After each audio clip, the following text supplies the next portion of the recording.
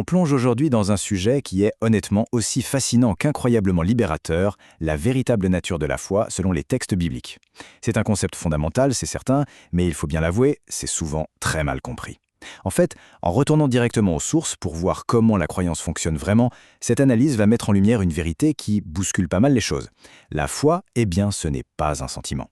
Bon, on va tout de suite aborder une tension que la majorité d'entre nous connaissent bien. Avoir la foi, est-ce que ça exige de se sentir constamment proche de Dieu?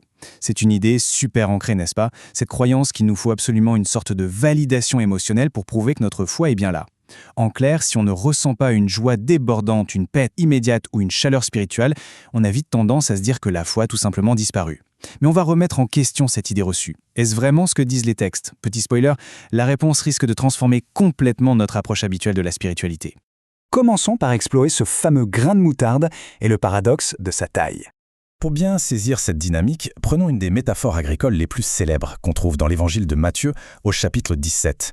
Imaginons un instant un minuscule grain de moutarde. À l'époque, c'était l'une des plus petites graines connues. Et face à ça, on nous parle de déplacer des montagnes. Un accomplissement littéralement surhumain. Le contraste est juste saisissant. En fait, le texte nous montre avec brio que l'importance de la foi ne réside absolument pas dans sa taille de départ. Ce qui compte vraiment, c'est sa nature solide. Comme c'est aussi rappelé dans Matthieu 13, cette toute petite graine, elle a le potentiel immense de devenir un grand arbre. La foi n'est donc pas quelque chose de figé, c'est une dynamique vivante, même quand elle commence de manière presque invisible. Ce qui nous amène à nous demander d'où vient cette croyance. C'est une véritable réponse à la grâce. Parce que oui, d'où sort cette petite graine spirituelle au juste? Des textes comme Romains 12.3 expliquent qu'une certaine mesure de foi est présente dès le début pour établir cette relation avec le divin. Mais, et c'est là que ça devient intéressant, quand on lit d'autres passages comme Ephésiens 2.8 sur le salut, une réflexion revient super souvent pour se dédouaner un peu. On se dit, eh bien je n'ai pas la foi parce que Dieu ne m'en a tout simplement pas donné. Et ça, il faut vraiment le déconstruire. Notre analyse nous pousse à observer cet équilibre ultra délicat entre la grâce divine qui est offerte et notre responsabilité humaine de l'accepter. Ce n'est carrément pas une rue à sens unique. Le point crucial ici, et c'est vraiment la définition stricte sur laquelle on s'appuie, c'est que la foi, c'est pas un objet matériel. Ce n'est pas un truc qu'on peut attraper ou posséder physiquement. Par essence, c'est une réponse humaine, c'est une réaction totalement active. Comme Jérémie 31.3 l'illustre, c'est Dieu qui prend l'initiative bienveillante et qui attire l'humanité. Mais le salut par la foi, c'est l'action d'y répondre, c'est la base de toute relation. On reçoit une invitation et on y répond.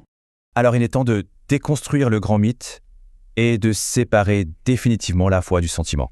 C'est vraiment le cœur de cette exploration. Il faut démanteler, une bonne fois pour toutes, cette idée tenace que nos émotions seraient le baromètre de notre préparation spirituelle. Regardons ça de plus près. D'un côté, on a la foi. C'est l'action, c'est le choix délibéré de croire et de faire confiance, peu importe ce qui se passe autour de nous. Et de l'autre côté, on a les sentiments. La joie, les frissons, la perception des bénédictions divines. Il y a une confusion tragique entre ces deux concepts quotidiens. Pourtant, les sources sont formelles. Le sentiment n'est pas la foi. Les sentiments, en fait, sont censés être un produit dérivé de l'action, pas l'exigence de base avant de bouger. Attendre d'avoir le bon feeling pour commencer à croire, c'est littéralement prendre le problème à l'envers. Il y a une citation extrêmement puissante tirée du livre Premiers écrits qui résume ça à la perfection. Ça dit « C'est à nous d'exercer la foi, à Dieu de nous donner le sentiment de la joie et des bénédictions ». C'est d'une clarté absolue, non? Ça nous met en garde contre ce piège dangereux qui consiste à attendre passivement une émotion particulière avant d'agir selon nos convictions. Faire l'effort volontaire de faire confiance, ça c'est notre ressort. La joie qui arrive après, ça c'est le domaine du divin. Et ça nous amène logiquement au test ultime, ce qu'on pourrait appeler « croire dans la tempête ».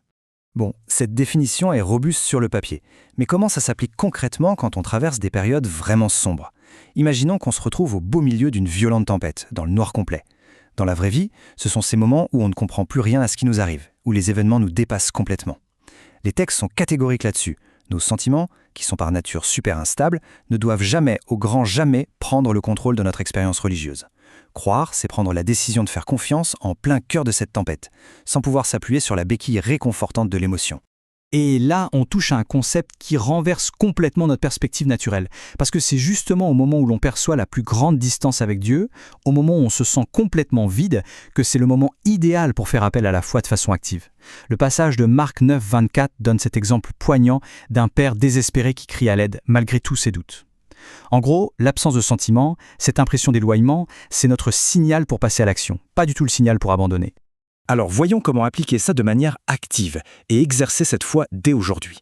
Pour briser cette attente passive face au silence, l'analyse nous propose une solution qui est immédiate, très tangible et franchement hyper encourageante. L'idée, c'est de prendre des passages précis des textes, par exemple Hébreux 12 ou Romains 3, et d'en faire un véritable acte de volonté. L'instruction donnée, c'est de lire ces versets à haute voix, disons pendant un temps de prière. Attention, ce n'est pas juste un petit exercice intellectuel silencieux dans notre tête, c'est une proclamation physique, audible, et c'est un moyen incroyablement puissant pour renforcer activement le lien avec le divin et muscler notre confiance, plutôt que de simplement subir le silence. Ce qui nous amène à une question finale assez percutante. Va-t-on continuer d'attendre passivement l'arrivée d'un sentiment, ou va-t-on choisir d'agir par la foi, là, aujourd'hui même ? Cette exploration a permis de balayer un mythe très répandu pour remettre en lumière une vérité essentielle. La foi, c'est un choix, c'est une action et certainement pas une attente émotionnelle.